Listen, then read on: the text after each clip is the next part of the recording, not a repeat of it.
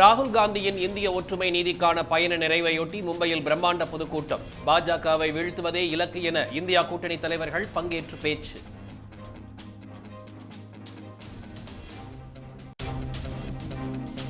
மக்களை பிரித்தாளும் பாஜகவை விரைவில் ஆட்சியிலிருந்து அகற்றுவோம் என முதலமைச்சர் மு.க.ஸ்டாலின் சூளுரை.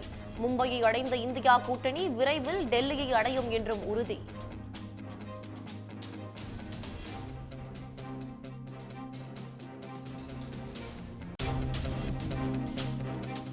தேர்தல் பத்திரங்கள் தொடர்பான தரவுகள் தேர்தல் ஆணைய இணையத்தில் பதிவேற்றம். தேர்தல் பத்திரம் மூலம் வழங்கப்பட்ட மொத்த நிதியில் 50% பாஜகவுக்கே சென்றது அம்பலம்.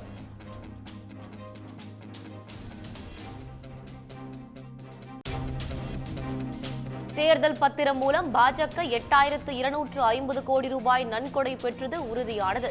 பாஜகவுக்கு அடுத்து அதிகபட்சமாக திரிணாமுல் காங்கிரஸ் கட்சிக்கு 1397 கோடி ரூபாய் நன்கொடை.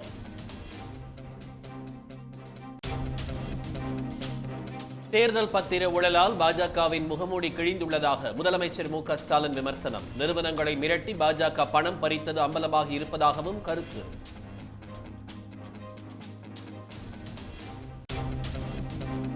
வேட்புமனு தாக்கலுக்கு இன்னும் 2 நாட்களே இருக்கும் நிலையில் வேட்பாளர்கள் தேர்வில் கட்சிகள் தீவிரம். கூட்டணியை உறுதி செய்யாத தேமுதிக கட்சியில் நாளை மறுநாள் முதல் விருப்ப மனுக்கள் விநியோகம்.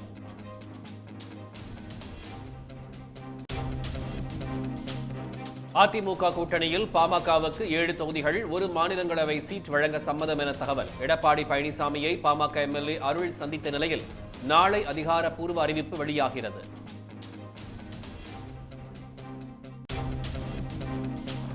நெடுந்தீவு அருகே மீன்பிடித்துக் கொண்டிருந்த ராமேஸ்வரம் மீனவர்கள் 21 பேர் இலங்கை கடற்படையால் கைது. மீனவர்களை வரும் 27ஆம் தேதி வரை நீதிமன்ற காவலில் சிறையில் அடைக்க யாழ்ப்பாணம் நீதிமன்றம் உத்தரவு.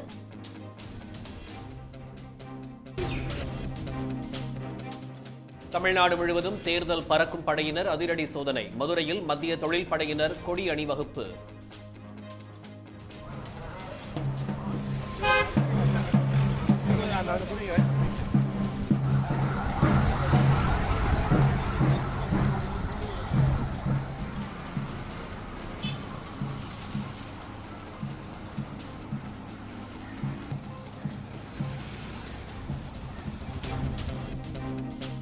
நாடாளுமன்ற தேர்தலுக்கான காங்கிரஸ் கட்சியின் தேர்தல் அறிக்கை நாளை மறுதினம் வெளியாகிறது. செயற்குழு கூட்டத்திற்கு பின்னர் வெளியிடப்படும் என்று ஜெய்ராம் ரமேஷ் பேட்டி.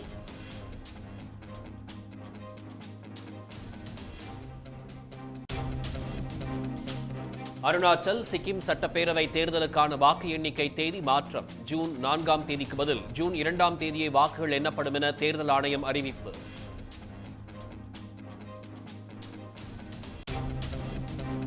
தமிழ்நாடு, கேரளா, மேற்கு வங்கத்தை தொடர்ந்து சிஏஏ சட்டத்தை அமல்படுத்த மாட்டோம் என பீகாரும் அறிவிப்பு. ஐக்கிய ஜனதா தள கட்சியின் அறிவிப்பால் கூட்டணி கட்சியான பாஜக அதிர்ச்சி.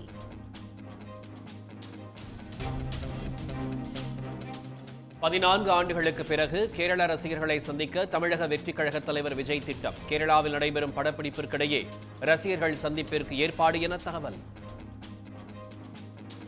நாடாளுமன்ற தேர்தல் தேதி அறிவிக்கப்பட்ட நிலையில் அதிமுகவுடன் கூட்டணியை பாமக உறுதி செய்ததாகவும் நாளை அதிகாரப்பூர்வமாக அறிவிக்கப்படும் என்றும் தகவல் வெளியாகியுள்ளது. சென்னை கிரீன்வே சாலையில் உள்ள இல்லத்தில் அதிமுக பொதுச் செயலாளர் எடப்பாடி பழனிசாமியை பாமக சார்பில் அக்கட்சியின் எம்எல்ஏ அருள் சென்று சந்தித்துள்ளார். அப்போது அதிமுக பாமக கூட்டணி தொடர்பாக பேச்சுவார்த்தை நடத்தியதாக தகவல் வெளியாகியுள்ளது. பாமகவை கூட்டணியில் சேர்க்க இந்த பேச்சுவார்த்தை அதிமுகவின் இறுதிக்கட்ட முயற்சி எனவும் கூறப்படுகிறது. இதற்காக பாமக விரும்பும் 7 தொகுதிகளையும் 1 மாநிலங்களவை உறுப்பினர் பதவியும் ஒதுக்க அதிமுக முன்வந்துள்ளதாகவும் கட்சி நிர்வாகிகள் தகவல் தெரிவித்தனர். ஏற்கனவே பாமக எம்எல்ஏக்கள் எடப்பாடி பழனிசாமியை சந்தித்து பேச்சுவார்த்தை நடத்திய போதும் கூட்டணி உடன்பாடு எட்டப்படவில்லை. இதனால் பாஜக தரப்பிலிருந்து பாமகவுடன் பேச்சுவார்த்தை நடத்தப்பட்டது. பாமகவுக்கு 8 தொகுதிகள், 1 மாநிலங்களவை உறுப்பினர் பதவி தருவதாக பாஜக தரப்பில் உறுதி அளிக்கப்பட்டதாக தகவல் வெளியானது. இந்த சூழலில் பாமகவுடன் அதிமுக மீண்டும் பேச்சுவார்த்தை நடத்திய நிலையில் இதில் கூட்டணி உறுதியானதாக கூறப்படுகிறது. இதனால் பாமகவின் கூட்டணி நிலைப்பாடு, தொகுதி பங்கீடு குறித்த முடிவுகள் குறித்து அதிகாரப்பூர்வ அறிவிப்பு நாளை வெளியாகும் என்று தகவல் வெளியாகியுள்ளது. அதிமுக கூட்டணியில் தொகுதி பங்கீடு இழுபறியில் இருக்கும் நிலையில் 40 தொகுதிகளுக்கும் விருப்ப மனு விநியோகம் குறித்த அறிவிப்பை தேமுதிக வெளியிட்டுள்ளது. தேமுதிக பொதுச் செயலாளர் பிரேமலதா விஜயகாந்த் வெளியிட்ட அறிக்கையில், தேர்தலில் போட்டியிட விரும்பும் நிர்வாகிகள், தொண்டர்கள் நாளை மறுநாள் காலை 11 மணி முதல் கோயம்பேட்டில் உள்ள அலுவலகத்தில் விருப்ப மனுக்களை பெறலாம் என தெரிவித்துள்ளார். பூர்த்தி செய்யப்பட்ட விருப்ப மனுக்களை அதற்கு மறுநாள் 20ஆம் தேதி மாலை 5 மணிக்குள் ஒப்படைக்க வேண்டும் எனவும், அவர்களுக்கு 21ஆம் தேதி காலை 10 மணியளவில் நேர்காணல் நடைபெறும் எனவும் பிரேமலதா குறிப்பிட்டுள்ளார். தேர்தலையொட்டி அதிமுகவுடன் தேமுதிக 3 கட்ட பேச்சுவார்த்தைகளை நடத்தியும் தொகுதி பங்கீட்டில் உடன்பாடு எட்டப்படவில்லை. அதிமுக 3 தொகுதிகளை ஒதுக்க முன்வந்திருப்பதாக கூறப்படும் நிலையில், கூட்டணி உறுதியாகும் முன்பே 40 தொகுதிகளுக்கும் விருப்ப மனு விநியோகத்தை தேமுதிக தலைமை அறிவித்துள்ளது.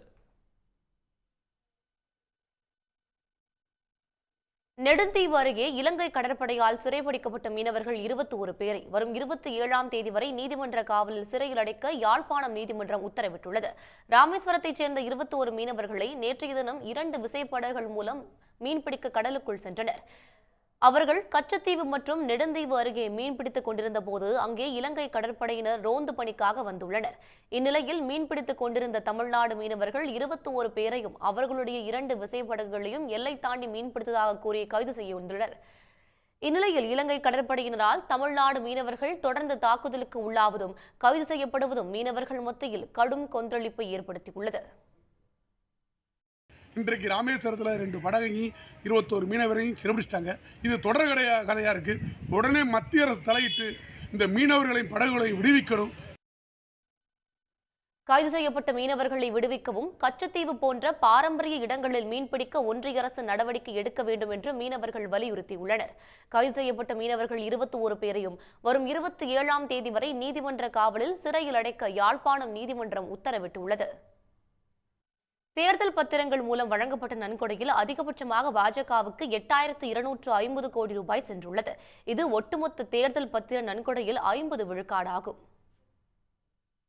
தேர்தல் பத்திரங்கள் மூலம் அரசியல் கட்சிகள் பெற்ற நன்கொடை விவரங்களின் புதிய தொகுப்பை இந்திய தேர்தல் ஆணையம் வெளியிட்டுள்ளது. ஏற்கனவே உச்சநீதிமன்றத்தில் சீலிடப்பட்ட உரையில் தாக்கல் செய்யப்பட்ட இந்த விவரங்கள் தற்போது தேர்தல் ஆணைய இணைய பக்கத்தில் பதிவேற்றம் செய்யப்பட்டுள்ளன. அதன்படி 2018ஆம் ஆண்டு தொடங்கி கடந்த ஜனவரி வரை மொத்தம் 16,518 கோடி ரூபாய் மதிப்புள்ள தேர்தல் பத்திரங்கள் விற்பனை செய்யப்பட்டுள்ளன. இதில் 8,250 கோடி ரூபாய், அதாவது 50% நன்கொடை தொகை பாரதிய ஜனதாவுக்கே வழங்கப்பட்டிருப்பது உறுதியாகியுள்ளது. அதிகபட்சமாக 2019-20ஆம் நிதியாண்டில் மட்டும் பாஜகவுக்கு 2,555 கோடி ரூபாய் கிடைத்துள்ளது. பாஜகவுக்கு அடுத்தபடியாக திரிணாமுல் காங்கிரஸ் 1,397 கோடி ரூபாயை நன்கொடையாக பெற்றுள்ளது. அதற்கு அடுத்தபடியாக காங்கிரஸ் கட்சி 1,334 கோடியே 35 லட்சம் ரூபாயும், சந்திரசேகர ராவின் பாரத் ராஷ்டிரிய சமிதி 1,322 கோடி ரூபாயும் நன்கொடையாக பெற்றுள்ளன. நவீன் பட்நாயக்கின் பிஜு ஜனதா தளத்திற்கு 944 கோடி ரூபாயும், திமுகவிற்கு 656 கோடி ரூபாயும் தேர்தல் பத்திரங்கள் மூலம் கிடைத்துள்ளன. ஆந்திராவில் ஒய்எஸ்ஆர் காங்கிரஸ் கட்சிக்கு 442 கோடியே 80 லட்சம் ரூபாய், தெலுங்கு தேசம் கட்சிக்கு 181 கோடி ரூபாய் நிதி கிடைத்துள்ளது. அதிமுகவும் தேர்தல் பத்திரங்கள் மூலம் 6 கோடி ரூபாய் நன்கொடையாக பெற்றது தெரியவந்திருக்கிறது. தேர்தல் பத்திர ஊழல் மூலம் பாஜகவின் முகமூடி கிழிந்துள்ளதாக விமர்சித்துள்ள முதலமைச்சர் மு.க.ஸ்டாலின், அமலாக்கத்துறையை வைத்து சோதனை நடத்தி பல நிறுவனங்களிடம் பாஜக மிரட்டி பணம் பறித்துள்ளது அம்பலமாகி இருப்பதாக சாடியிருக்கிறார். ஆங்கில நாளிதழ் ஒன்றுக்கு பேட்டியளித்துள்ள முதலமைச்சர், திமுக பற்றி பிரதமர் மோடி தொடர்ந்து தவறான தகவல்களை பேசி வருவதாக கூறியுள்ளார். இதுவரை பிரதமர் பதவியில் இருந்தவர்கள் யாரும் இதுபோன்று பொய்களை கூறியதில்லை என்றும் அவர் விமர்சித்துள்ளார். ஒன்றிய அரசின் எந்த திட்டம் தமிழ்நாட்டில் முடக்கப்பட்டது என்று கேள்வி எழுப்பினால் அதற்கு பதிலளிக்காமல் வதந்திகளை பரப்பி கவனத்தை திசை திருப்பவே பாஜகவினர் முயற்சிப்பதாகவும் முதலமைச்சர் குற்றம் சாட்டியுள்ளார். பிரதமர் வீட்டு வசதி திட்டம், ஜல்ஜீவன் உள்ளிட்ட திட்டங்களை தமிழ்நாட்டில் சிறப்பாக செயல்படுத்தியதற்கு ஒன்றிய அரசே விருது அளித்துள்ளதை குறிப்பிட்டுள்ள முதலமைச்சர் மு.க.ஸ்டாலின், இது பிரதமர் வரை அனைவருக்கும் தெரியும் என்றார். திமுகவை வாரிசு கட்சி என்று கூறும் பிரதமர் மோடி பாஜக வேட்பாளர்கள் பட்டியலில் உள்ள வாரிசுகள் பற்றி பேசுவாரா என முதலமைச்சர் கேள்வி எழுப்பியிருக்கிறார். மேலும் பாஜக ஆட்சியில் 7.5 லட்சம் கோடி ரூபாய்க்கு ஊழல் நடந்துள்ளதாக சிஏஜி அறிக்கை கொடுத்துள்ளதற்கு பிரதமரின் பதில் என்ன என்றும் முதலமைச்சர் வினவியுள்ளார். தேர்தல் பத்திர ஊழல் மூலம் பாஜகவின் முகமூடி கிழிந்துள்ளது. ஊழலை பாஜக சட்டப்பூர்வமாக செய்துள்ளதாகவும் முதலமைச்சர் விமர்சித்துள்ளார். அமலாக்கத்துறை மற்றும் வருமான வரித்துறை சோதனை நடந்த பிறகு பல நிறுவனங்கள் கோடிக்கணக்கில் தேர்தல் பத்திரங்களை வாங்கியது அம்பலமாகி இருப்பதாகவும் முதலமைச்சர் கூறியுள்ளார். திமுக அமைச்சர்கள் மீது அரசியல் நோக்கத்தோடு அமலாக்கத்துறை நடவடிக்கை எடுத்தது தற்போது வெளிச்சத்திற்கு வந்துள்ளது என்றும் முதலமைச்சர் மு.க.ஸ்டாலின் தெரிவித்துள்ளார். போதைப்பொருள் விவகாரத்தில் திமுகவிற்கு களங்கம் கற்பிக்கும் முயற்சிகள் சட்டப்பூர்வமாக முறியடிக்கப்படும் எனவும் அவர் கூறியுள்ளார். 10 ஆண்டுகால பாஜக ஆட்சி மீது நாடு முழுவதும் மக்கள் விரக்தியில் இருப்பதாகவும் அது தேர்தல் முடிவில் வெளிப்படும் என்றும் முதலமைச்சர் தெரிவித்துள்ளார். குடியுரிமை திருத்தச் சட்டத்தை அமல்படுத்தாமல் நிறுத்தி வைக்க மாநில அரசுக்கு அதிகாரம் கிடையாது என்று ஒன்றிய அமைச்சர் அமித்ஷா கூறியதற்கு மும்மொழி கொள்கை விவகாரத்தில் திமுக தமது நிலைப்பாட்டில் உறுதியாக இருந்தது போல தற்போதும் இருக்கும் என்றும் முதலமைச்சர் தெரிவித்துள்ளார். மேலும் இந்த விவகாரத்தில் நீதிமன்றத்தை நாடி அரசியலமைப்பு உரிமையை நிலைநாட்டுவோம் என்றும் முதலமைச்சர் மு.க.ஸ்டாலின் உறுதியளித்துள்ளார். சுற்றுலா தலங்களை போன்று சிவகாசி பெரியகுளம் கண்மாயில் முதன்முதலாக படகு சவாரி தொடங்கப்பட்டுள்ளது.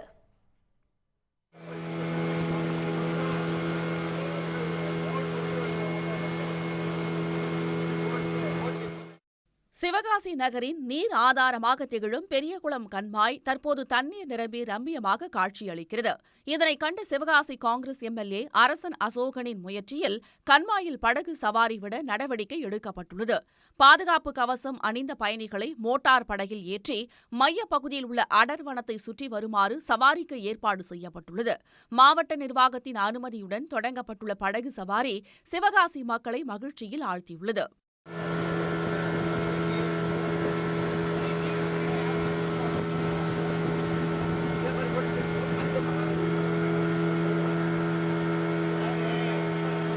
பெரியகுளம் கம்பத்தை இறந்துருக்கனால முறையாக போட்டு விட்டுருக்காங்க. அதில் நல்லா போகிறதுக்கு சேஃப்டியாக லைஃப் ஜாக்கெட் அதெல்லாம் நிறையா கொடுத்துருக்காங்க. உள்ளே போகிறதுக்கே நல்லா இருக்குது. நல்லா காடுலாம் இருக்கிறனால வியூலாம் பார்க்க நல்லா இருக்குது. நான் அதுக்கு முன்னாடி கேரளாவில் போயிருக்கேன். அதுக்கப்புறம் இதில் போகிறதுக்கு நல்லாயிருக்கு. சிவகாசியில் தேட்டருக்கு அப்புறம் இது ஒரு நல்ல என்டர்டெயின்மெண்ட்டாக இருக்கும். நாள்தோறும் காலை 6 மணி முதல் 8 மணி வரையும் மாலை 5:30 மணி முதல் 7:30 மணி வரையும் பொதுமக்கள் இலவசமாக படகு சவாரி செய்ய ஏற்பாடு செய்யப்பட்டுள்ளது. படகு சவாரிக்கான வசதிகளை தனியார் தொண்டு நிறுவனங்கள் பராமரிக்க நடவடிக்கை எடுக்கப்பட்டு வருவதாகவும் தெரிவிக்கப்பட்டுள்ளது. சிஏஏ எனப்படும் குடியுரிமை திருத்தச் சட்டத்தை பீகாரில் அமலாக்க மாட்டோம் என ஆளும் ஐக்கிய ஜனதா தளம் அறிவித்திருப்பது கூட்டணியில் உள்ள ஒன்றிய பாஜக அரசை அதிர்ச்சியடைய வைத்துள்ளது. பீகார் தலைநகர் பாட்னாவில் பேட்டியளித்த ஐக்கிய ஜனதா தளத்தின் மூத்த தலைவரும் மேலவை உறுப்பினருமான காலித் அன்வர் சிஏஏவுக்கு எதிரான அறிவிப்பை வெளியிட்டுள்ளார். பீகாரில் உள்ள 13 கோடி பேரும் பீகாரிகள்தான் என்று கூறியுள்ள அன்வர், பீகாரில் குடியுரிமை திருத்தச் சட்டம், தேசிய மக்கள் தொகை பதிவேடு, தேசிய குடிமக்கள் பதிவேடு என எதையும் நிதிஷ்குமார் அரசு அமல்படுத்தாது என்று உறுதிபட தெரிவித்திருக்கிறார். देखिए, एक सबसे पहली बात सुन लीजिए कि बिहार में सीए लागू नहीं होगा और बिहार के नेता श्री नीतीश कुमार जी ने पहले ही ये ऐलान कर दिया है कि बिहार के जो 13 करोड़ लोग हैं, 13 करोड़ जनता है, वो सब बिहारी है और न यहाँ एनपीआर की ज़रूरत है, न एनआरसी की ज़रूरत है, न सीए की ज़रूरत है. इसलिए बिहार के नेता श्री नीतीश कुमार के रहते हुए किसी को न तो चिंता करने की ज़रूरत है, न सोचने की ज़रूरत है. दूसरी बात जो सीए के बारे में है,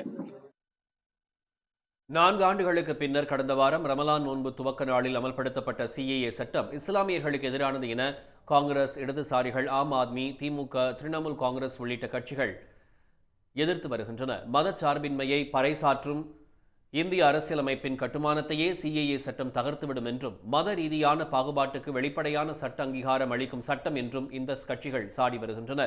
தங்கள் மாநிலங்களில் சிஏஏ சட்டம் அமலாக்கப்பட மாட்டாது என்று தமிழ்நாடு, கேரளா, மேற்குவங்க மாநில அரசுகள் அறிவித்துவிட்டன. இந்த சூழலில் அண்மையில் கூட்டணியில் இணைந்த நிதிஷ்குமார் அரசு சிஏஏவுக்கு எதிரான நிலைப்பாட்டை எடுத்திருப்பது பாஜகவை அதிர்ச்சிக்குள்ளாக்கியுள்ளது. ஒன்றிய அரசை எதிர்த்து கொண்டு சாதிவாரி கணக்கெடுப்பை நடத்தியமை, இடஒதுக்கீட்டை 65% உயர்த்தியது என அதிரடிகளை செய்த நிதிஷ்குமார் கடந்த 2020ஆம் ஆண்டு சிஏஏ சட்டத்திற்கு ஆதரவு அளித்தவர் ஆவார். மக்களவை தேர்தல் நெருங்கும் நேரத்தில் பாஜகவுடன் இணைந்ததால் கடும் விமர்சனத்திற்கு ஆளான நிதிஷ்குமாரின் தற்போதைய திடீர் மனமாற்றம் பல்வேறு கேள்விகளை எழுப்பியுள்ளது. கோடை வெயிலின் தாக்கம் அதிகரித்து வரும் நிலையில் கொடைக்கானலில் சுற்றுலா பயணிகளின் வருகை அதிகரித்தது. தமிழ்நாட்டின் முக்கிய சுற்றுலா தலங்களில் ஒன்றான கொடைக்கானல் சுற்றுலா பயணிகளின் விருப்பத்திற்குரிய இடமாக உள்ளது. இதனால் சுட்டெரிக்கும் வெயிலிலிருந்து சற்றே தப்பிக்கவும் குழு வானிலையை அனுபவிக்கவும் கொடைக்கானலை நோக்கி பயணிகள் படையெடுத்து வருகின்றனர். ஞாயிறு வார விடுமுறை என்பதால் கொடைக்கானலில் குவிந்த சுற்றுலா பயணிகள் மோயர் சதுக்கம், குணா குகை, பைன் மரக்காடுகள் என இயற்கையின் அழகை ஆர்வத்துடன் கண்டு ரசித்தனர். மஞ்சுமல் பாய்ஸ் படம் வெளியான பிறகு குணா குகையை காண வருபவர்களின் எண்ணிக்கையும் கணிசமாக அதிகரித்து உள்ளது. இப்போ இந்த மஞ்சுமா பாய்ஸ் வந்ததுக்கப்புறம் பார்க்கணும்னு ஒரு இன்ட்ரெஸ்ட்டில் வந்தோம். ஸோ டீமோட வந்திருக்கோம். எங்கள் எல்லாருமே டீலர்ஸ் தான், கடைக்காரங்க, சென்னை, சேலம்ல இருந்துலாம் கூட வந்திருக்கோம். ஸோ இப்போ நல்லா இருந்துச்சு. உள்ளே வந்தோம். பட் உள்ளே போய் பார்க்குற அளவுக்கு எதுவுமே இல்லை. எல்லாமே லாக் பண்ணி வச்சுருக்காங்க. ஒரு இன்ட்ரெஸ்ட்டில் தான் வரோம் உள்ளே என்ன இருக்குன்னு பார்க்குறதுக்காக. ஸோ உள்ளே போக முடியலன்னா கூட வெளியே ஒரு எல்இடி டிவியோ ஏதோ ஒன்று வச்சு ஸோ எங்களுக்கு கொஞ்சம் உள்ளே என்ன இருக்குது அப்படிங்கிறது காட்டினீங்கன்னா இன்னும் கொஞ்சம் பெஸ்ட்டாக இருக்கும். ப்ளஸ் அதே மாதிரி அட்மாஸ்பியரில் இன்னும் கொஞ்சம் செக்யூரிட்டி லெவலில் இன்க்ரீஸ் பண்ணணும். அதே மாதிரி வாட்டர் யாருக்குமே கிடைக்கல. தண்ணியெலாம் ரொம்ப கஷ்டமாக இருக்குது. வர்ற பீப்புள்ஸ்லாம் ரொம்ப கஷ்டப்படுறாங்க. வனப்பகுதியில் அமைந்துள்ள முக்கிய இடங்களில் அடிப்படை வசதிகளை மேம்படுத்துவதோடு பாதுகாப்பு அம்சங்களையும் அதிகரிக்க வேண்டும் என சுற்றுலா பயணிகள் கோரிக்கை விடுத்துள்ளனர். உடனுக்குடன் செய்திகளை தெரிந்து கொள்ள சன் நியூஸ் பெல் ஐகானை கிளிக் பண்ணுங்க.